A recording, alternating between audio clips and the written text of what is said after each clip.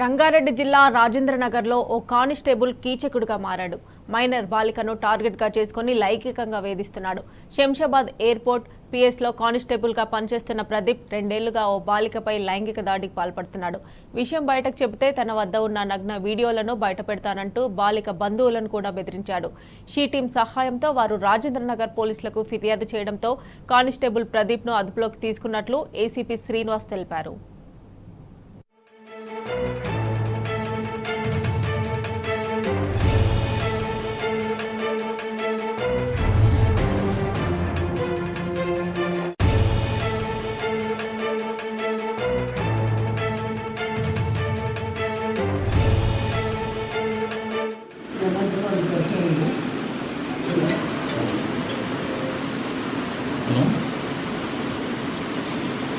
బాధితురాలు తల్లి అనేటువంటి మాకు పిఎస్కు వచ్చి ఫిర్యాదు చేయడం జరిగింది.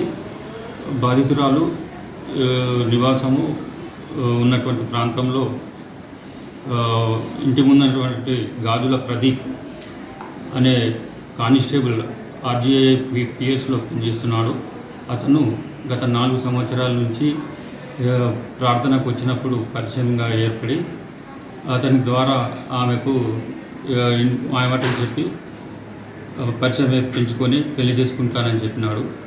కానీ పెళ్లి చేసుకోమని చెప్పి అడిగినప్పుడు నాకు సంవత్సరం క్రితమే పెళ్లి అయినది అని చెప్పి నిరాకరించడం చేయడం జరిగింది. తదుపరి బాధితురాలికి మరియు వారికి సంబంధించినటువంటి ఫోటోలు కూడా తన వద్ద ఉన్నాయని చెప్పి బెదిరించడం, ఫేస్బుక్లో పెడతానని చెప్పి బెదిరించడం జరిగింది. ఇతను కానిస్టేబుల్గా 2020 బ్యాచ్కి సంబంధించినటువంటి వ్యక్తి.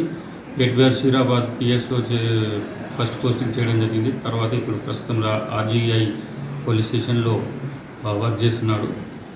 ఇతన్ని ఈరోజు మేము అదుపులోకి తీసుకోవడం జరిగింది.